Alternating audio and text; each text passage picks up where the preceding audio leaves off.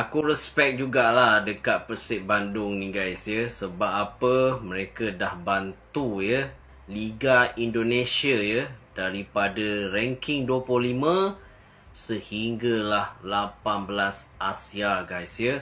Alhamdulillah lah. Kalau tak ada Persib Bandung ni tak tahulah apa dah jadi Liga Indonesia sekarang. Aku rasa mungkin akan menurun kot. Tapi aku memang respect lah player-player yang bermain untuk Persib Bandung. Dan aku respect penyokong Persib Bandung.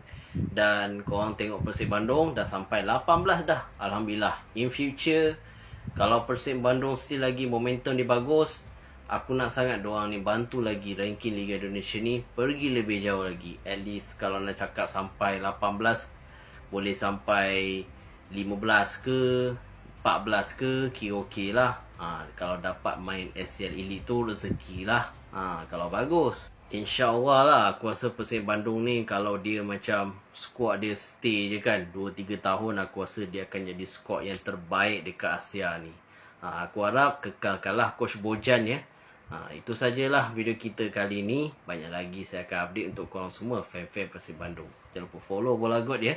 Itu saja. Selamat.